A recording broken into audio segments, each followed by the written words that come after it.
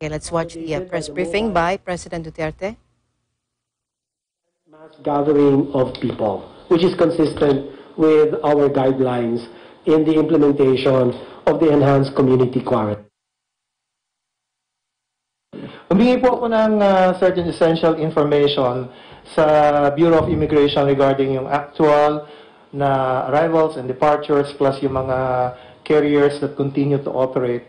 Baka po ang Department of Foreign Affairs at saka ang Department of Tourism ay meron din pong sariling data. Pero meron po akong gustong report very briefly as to the status of international travel based on data supplied by the Bureau of Immigration, sir, if you don't mind. So, sir, although on a limited scale, patuloy pa rin po ang arrival at saka departure ng mga international passengers. Yung po mga parating, Mr. President, ang classification po nila, definitely yung mga overseas Filipino workers, seafarers, mga returning Filipinos po, mga returning residents, foreign spouses po nito mga bumabalik na Pilipino, pati po yung kanilang mga anak, diplomats, and also foreign crew na mga aircraft, vessels, and so forth and so on. Yung mga palabas naman po, yung mga departure, ang profile po ay karamihan mga overseas Filipino workers pa rin po na inauthorize natin na mag-work abroad. Mga permanent residents po abroad na mga Filipino, pero permanent residents abroad po sila. Student visa holders, at saka siyempre po mga foreign nationals who want to return to their countries.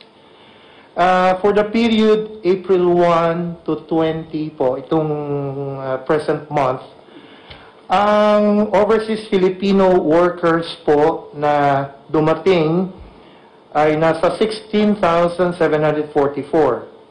Yun po namang umalis, palabas, na OFW, konti lang po ito, based on data ng Bureau of Immigration, 851 pa lamang po. Doon sa buwan na yon, itong April 1 to April 20. Yun naman po mga non-OFWs na Filipinos po na dumating, marami po, 27,062. At ang umalis naman po during the same period ay 4,164 lamang.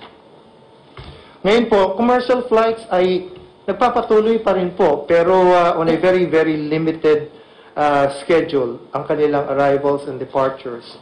Ang karamihan po sa mga airlines na ito ay kasama po ang Hong Kong Airlines, Cathay Pacific, Eva Air, All Nippon Airways, Royal Brunei, China Airlines, Qatar Airways, Korean Air, Asiana Air, Singapore Airlines, Japan Airlines, Kuwait Airways, Gulf Air, Malaysia Airlines, Etihad, Emirates, Jetstar, at Saudia. Yun pong marami pong nagkaroon na repatriation flights para po doon sa mga foreign workers natin na kailangang ibalik dito sa atin or gusto na pong bumalik sa atin. So marami rin po yung bumalik na by way of repatriation.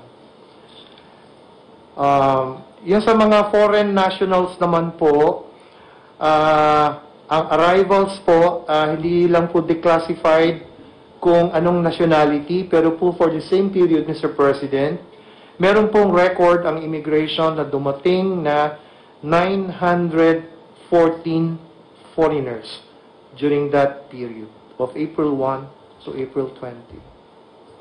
That's the report of the Bureau of Immigration, Mr. President. I don't know if DFA or DOT would have something to add to this information. Yes, Verna. Yes. Mr. President, well, foreigners as a general rule are not allowed because all issued visas were cancelled as of March 22. And all the visa waiver agreements were suspended as of March 22. Definitely no tourists are allowed in the country. So those are allowed, as what Sec. Guevara has mentioned, are foreign spouses and children who are traveling with the Filipino national, and foreign government and international organization officials and their dependents. Of course, the OFWs. But tourists, 0.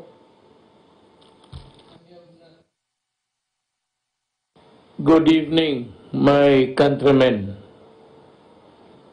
Nagpapasalamat ako sa inyo for heeding the warnings of government na mag-quarantine kayo para maprotektahan ninyo yung sarili ninyo at yung kapwa-tao ninyo kung maglabas kayo at makahawa.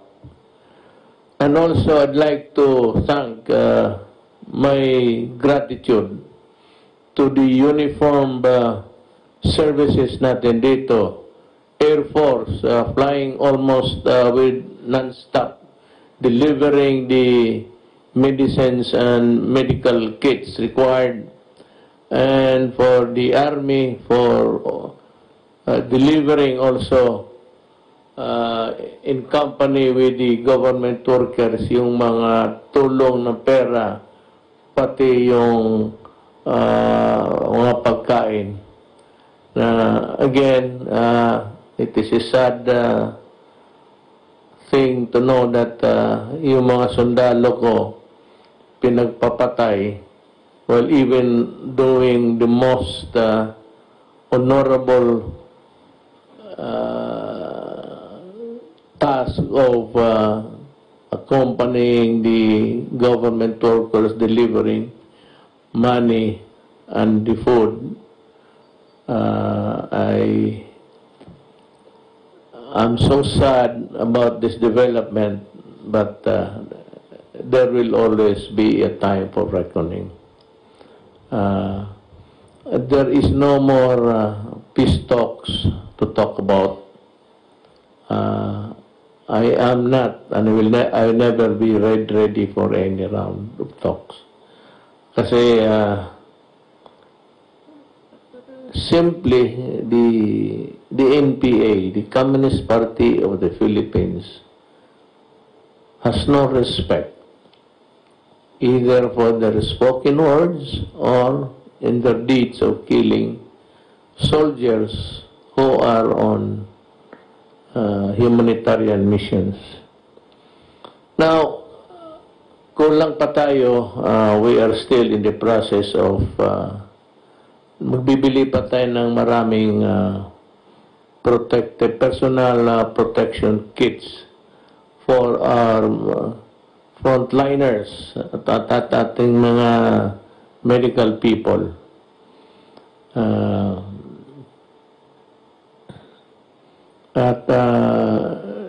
I am informed that this will be completed in due time. Ang utos ko ngayon is i-deliver ninyo yung medicines kay General Galvez, Secretary Galvez, sa kanya. Huwag na sa City Health because City Health has no manpower to attend to all of these things. Ito naman kasi sa Galvez, it can distribute the burden to the different participating government agencies. And for one, gusto kong madalian, so i-deliver ninyo ito if it's intended for the provinces outside of Metro Manila. Yung malayo, it's being ferried by plane. Yung malapit lang, of course, by land. Pero gusto ko na dumating sa madaling panahon. And to this end, I have requested na yung para sa mga malalayo na lugar, i-deliver na lang ng Air Force doon sa TOG at kunin sa TOG yung mga beneficiaries or recipient if they are near. But if it is intended for a place that's too far away and not easily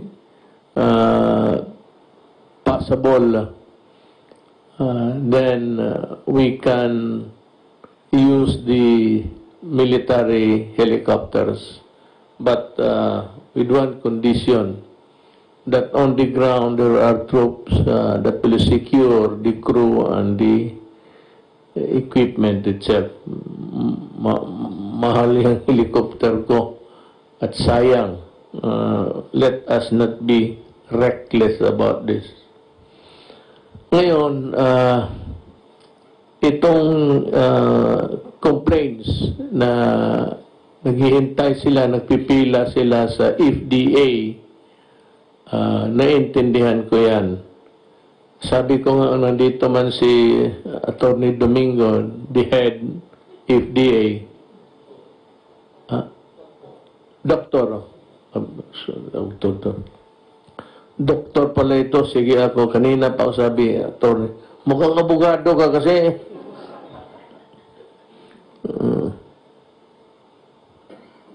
Kasi mama mo, abogado. Yung sabi ko, we are not operating under normal battle conditions, sabi ko. We are operating in a crisis. Kaya, sabi ko, for the FDA and yung kay Boy, Secretary sa DOST, magdoble sila ng tao, and the FDA, pati yung mga laboratories ng DOST Boy, your offices must run 24 hours. So, magdagdag kayo ng maraming medtech o yung mga nakagraduate na ng doktor, naghihintay lang ng results, or anybody nandyan sa health services, if you want to give your services, volunteer. I have authorized this both this itong dalawang opisina, FDA pati yung DOST, to employ as much as many that would be required para magmadalian and to enable the agencies to work day and night. Sabi ko kasi we are fighting a warrior, a crisis. So yun ang gusto kong masabi sa inyo. And yung hindi pa nakatanggap, let us know by radio or what. Magreklamo kayo ng mga radio stations ninyo dyan, o doon sa mayors ninyo, barangay captain ben the mayors. Yan ang ating configuration ng gobyerno natin. Governors, mayors, municipal mayors, city mayors, barangay captains. Yan, mag-report kayo dyan, and it's a matter of just using a cell phone. Lahat naman ng cellphone, you can report to the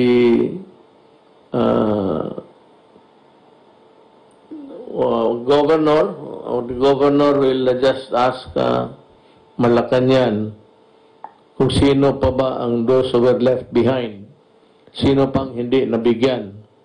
Kasi pagbigyan namin lahat.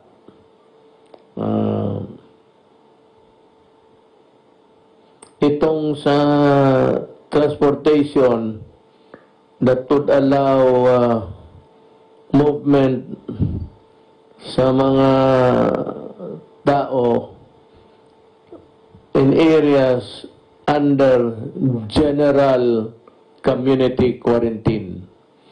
Pero maghintay kayo sa final orders kasi pinaplansya pa namin to. Yung mga tindahan, yung mga bazaars, mga malls, big or small, it behooves upon you to see to it that the workers are protected. Meaning to say that the sanitation of the place must be guaranteed and that the employees are provided with durable and workable masks. And aside from sanitizing the place every now and then, you ask us to open, we agreed, but there are the protocols to be followed. Not immaculately clean, but just sanitize it for COVID not to thrive. Tapos, endangering your employees. Now to the PNP, marami yung makita mo ngayon kasi kukulang ang sakyan eh. But there are people who are forced to travel for a host of reason. One is nagkasakit, gusto pumunta ng ospital. One is wala talagang masakyan. Tapos may babae, matanda, bata, o kaya babaeng naglalakad. For all you know, she might really be a worker, a frontliner, or whatever. Lalo nga walang masakyan, the police must stop at pasakyan ninyo itong mga babae na ito, ang mga tao na ito, at ihatid ninyo sa lugar nila. Total, kung hindi, kung malayo pa, ikarga ninyo, bring her to the boundary of the next barangay where she lives, at tumawag kayo ng police doon, ipasalubong na lang, and for that police there to complete the journey of the whatever. Lahat yan, mga matanda, lalo na may mga sanggol dala, mga babae sa gabi, naglalakad, tapos madilim, ganon. They must be provided with transportation, and that is the transportation of government. Baski karamihan dyan, pulis. Huwag kayong mag-atubili kasi ang gasolina mura.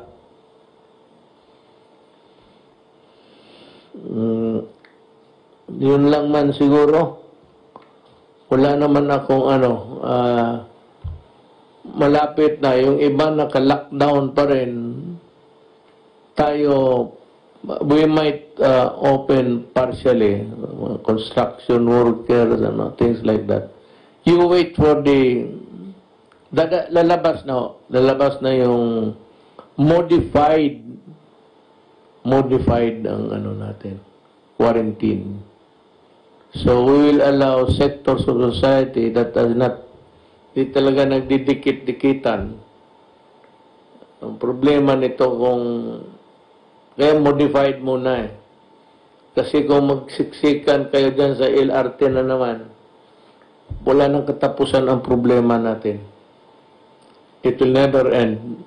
And it will bring us down and down.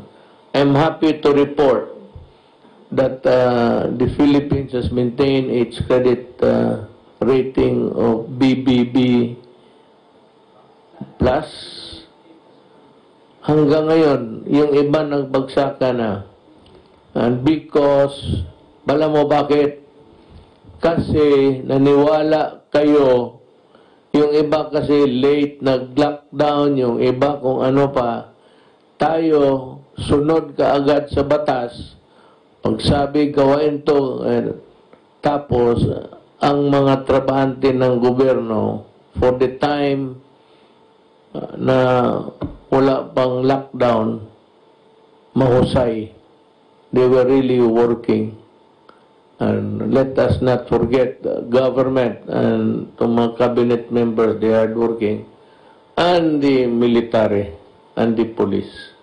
Naawa ako sa kanila.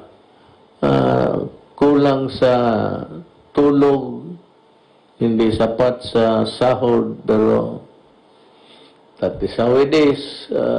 Pumasok tayo dyan, magtiis tayo.